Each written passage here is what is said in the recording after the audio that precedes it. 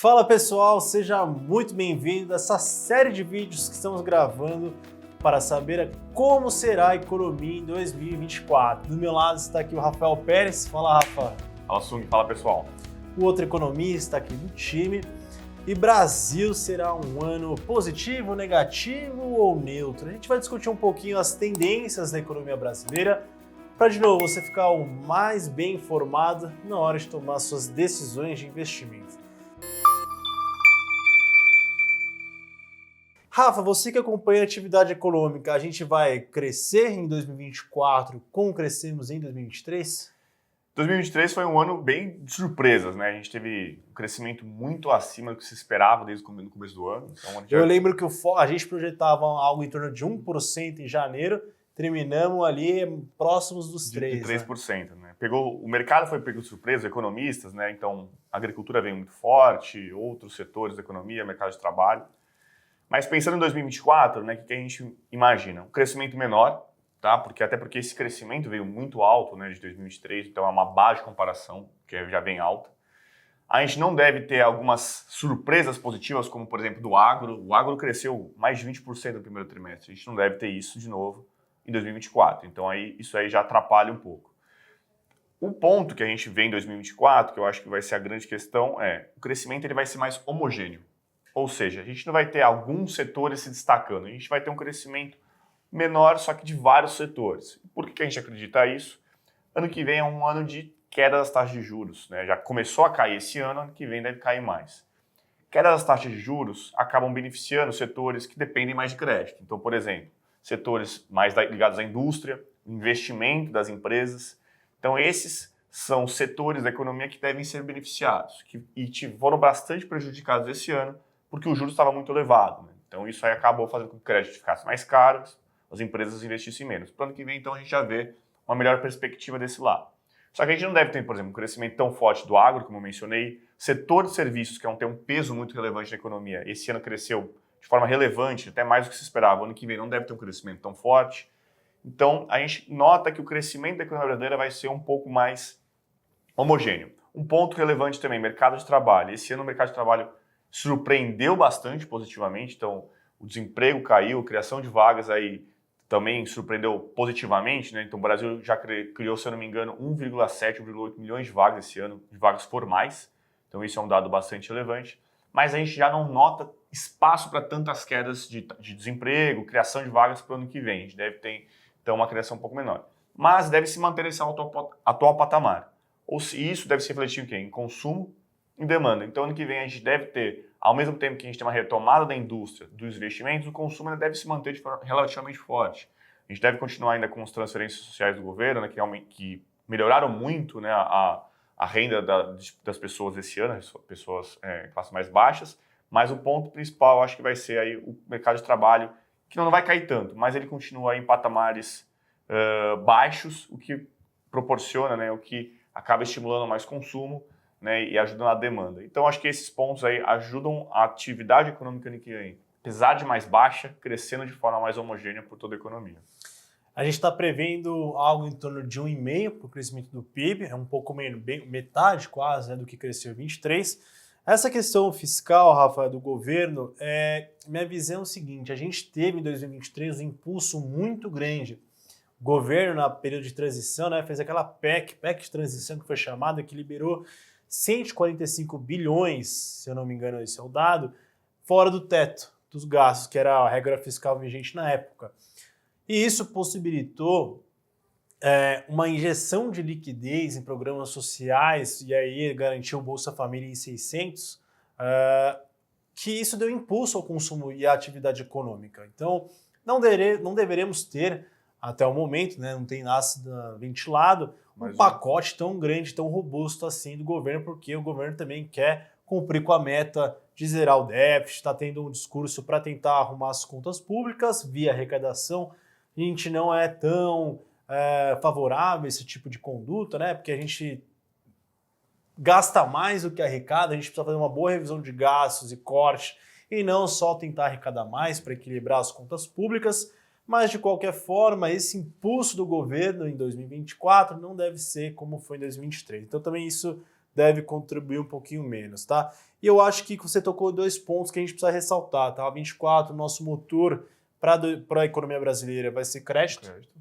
Então a gente estava apostando aqui que crédito vai ser um driver que a gente chama, né? Um fator importante que deve ajudar a sustentar um pouco mais a atividade, dada essa queda da taxa de juros.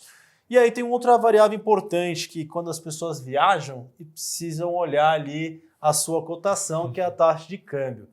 Taxa de câmbio, pessoal, é extremamente difícil de prever. A gente gosta de tirar a tendência da taxa de câmbio para os próximos anos. Atualmente aqui, quando a gente está gravando no final aqui de novembro, estamos já em dezembro, na verdade, está na região de 4,90, 4,93. A tendência para nossa expectativa aí para o final de 2024 é que o câmbio fique em torno do patamar de R$ 5,00, fechando no final de dezembro ali em 5,05. Mas a tendência é que pode vermos volatilidade ao longo dos anos, mas não fuja muito desse patamar. É preciso ocorrer muitas mudanças estruturais, ganhos de confiança e o cenário externo ajudando para que haja um decrescimento, uma queda, uma valorização da cotação aí do dólar aqui no Brasil. Tem o risco fiscal, que é um ponto que a gente já comentou anteriormente, né? O Brasil e o risco fiscal, acho que é bom colocar todo mundo na mesma página, né? Risco fiscal, o que é? Basicamente, o país ficar tão endividado que ele dê um calote na sua dívida para seus credores. O Brasil tem risco de dar calote? Não, é muito difícil. O governo brasileiro até que realmente... Ele é baixo, mas não é zero, né? Ele é baixo esse risco, mas não é zero. O problema é que a gente está vendo no futuro ainda um crescimento da dívida pública para os próximos anos. A arrecadação não deve vir tão robusta, porque a atividade também não vai ser. O gasto continua ainda crescendo de certa forma, então na nossa trajetória da dívida pública está crescendo, só que em ritmo menor. O novo arcabouço fiscal deu uma segurada, eu falo, ia bater na parede, só virou assim, mas a gente está quase batendo de lado, porque a gente precisa consertar muita coisa ainda. E aí, dado esse risco fiscal, as pessoas ficam com mais incerteza de colocar dinheiro no Brasil, porque tem um risco envolvendo. E isso é refletido no câmbio no atual patamar de 5. Tem a questão um pouco do diferencial de juros com os Estados Unidos, que apesar de no médio prazo essas questões não influenciarem tanto, mas quando a gente pega o diferencial do Brasil, dos juros brasileiro com os juros norte-americano, quanto maior esse diferencial, quer dizer, quanto maior, por exemplo, o juros brasileiro está 13 e o dos Estados Unidos está 5, a diferença é de 8. Então tem um prêmio de 8% sobre os ativos brasileiros que é atrativo. Então você tem um favorecimento para o fluxo de capital. Quanto maior esse diferencial, mais atrativo estão aqui para o Brasil, né, os capitais. Né? Só que nos Estados Unidos vai estar parado e o Brasil está caindo, então o diferencial diminui. Então esse diferencial tem uma pressão altista sobre o câmbio de desvalorização no curtíssimo prazo. No médio prazo tem um efeito menor. O problema é que o Banco Central, se diminuir demais, pode fazer com que o diferencial diminua mais do que esperado. Então, tem uma leve pressão aí de curtíssimo prazo sobre o câmbio. E tem um ponto importante que eu acho que a gente vai tratar isso mais para frente, que apesar de a gente ver um risco fiscal elevado, apesar não, dado que a gente está vendo um risco fiscal elevado, a gente tem, em 2024, eleições municipais. E você sabe muito bem que eleição você tem uma abertura, a chave do cofre público abre. Por quê? Porque os políticos querem melhorar a sua imagem diante do eleitorado para poder conseguir mais votos e ser reeleito. Só que você tem uma restrição e um risco fiscal, e se começa a cair, o cofre começa a abrir muito, e isso vai gerar um pouco de volatilidade, provavelmente teremos uma polarização na eleição municipal, então isso pode gerar também algum tipo de volatilidade e estresse. Mas, de novo, eu acho que para o câmbio eu vejo ele mais tranquilo do que a gente viu nos últimos anos. Como você bem falou, né? Você espera um câmbio um pouco acima de 5, a gente está agora quase 4,90, não deve ter... Vai ter estresse, vai ter volatilidade nesse caminho, mas o diferencial não é grande, né? A gente tem visto até as expectativas mais ou menos em torno de 5, 5,10, né? Não tem fugido muito disso. O câmbio, a gente percebe que tem sido algo mais relativamente tranquilo, né? A gente tá mais certo do que esperar. Acho que talvez em relação à inflação, não sei se o taxa de juros, Acho que aqui tem mais discussão, né, do que talvez o câmbio. O câmbio a gente tem visto mais estabilidade aí, né? E a balança comercial brasileira está ajudando a segurar, né? Esse é um ponto importante. A gente comentou, né, a balança comercial brasileira, a gente comentou no último vídeo, perdão. E eu não sei se eu comentei isso, hein? Se você perdeu o nosso primeiro vídeo sobre cenário internacional, acesse aqui o canal da Suno, procure lá, que o pessoal da edição falou que clicar aqui é mais para você entender o cenário externo, né? A gente não esqueceu de comentar isso. Mas, de qualquer forma, acho que a balança comercial brasileira está batendo recordes por conta aí de exportação de alimentos, petróleo e minério, e isso traz fluxo de capital e dólares para o Brasil. Câmbio é difícil, é muita variável dentro desse cenário, mas, de qualquer forma, eu acho que estamos vendo aí um patamar entre 4,90, 5,5, 5,10 que deve se manter nessa região. E aí eu entro nos dois últimos temas aqui. Inflação, que deixou de ser um grande problema para a economia brasileira em comparação aos dois últimos anos. Em 2023, a tendência é que a gente termine a inflação dentro do intervalo estipulado pelo Banco Central, né, pelo Conselho Monetário, ali conjuntamente com o Haddad, Simone e o Roberto Campos. Nossa meta para esse ano é 3,25, que já foi determinada nas gestões passadas, né? E aí tem um intervalo de 1,5 para cima e 5 para baixo. E na banda superior, o limite superior da meta da inflação para 2023 é 4,75 e vamos terminar aí em torno de 4,50, 4,60, 58. Então, já estamos com uma inflação muito mais controlada, pegamos os grupos de serviços, núcleos, índice de difusão, está muito mais confortável a situação agora, né? E aí eu acho que só alguns choques que eu acho que, passando rapidamente, o El Niño, que se for mais forte do que espera, pode gerar problemas graves aí para a produção de alimentos, reduzindo sua oferta e pressionando os preços. E aí os preços que poderemos ter nos supermercados, os consumidores, preço da carne, que é influenciado, por exemplo, pelo alimento que é do boi, né? A soja para o boi, que daí toda a cadeia é afetada, que é o meu ponto, né? Então a gente pode ver isso. Choques que possam existir, por exemplo, algum conflito, que a gente falou no vídeo passado sobre questões geopolíticas. Se tivermos um conflito, uma pressão, por exemplo, sobre preço de petróleo, o combustível fica mais caro. Então esse é outro problema. E também a gente não pode deixar de citar, e rapidamente, gastos do governo, né? Ano de eleição, quer gastar mais, incentivar a atividade econômica, e aí, quando você tem mais pressão de atividade, você tem influência sobre os preços. Então a inflação está controlada, mas tem uns riscos pela frente. E para finalizar, que minha parte, que eu acompanho mais essas três variáveis, é sobre juros, tá? E aí juros, como a gente comentou, está caindo por conta desse cenário mais benigno para a inflação. As expectativas, quando a gente olha o Boletim Focus, estão parcialmente ancoradas, mas muito próximos da meta de 3%.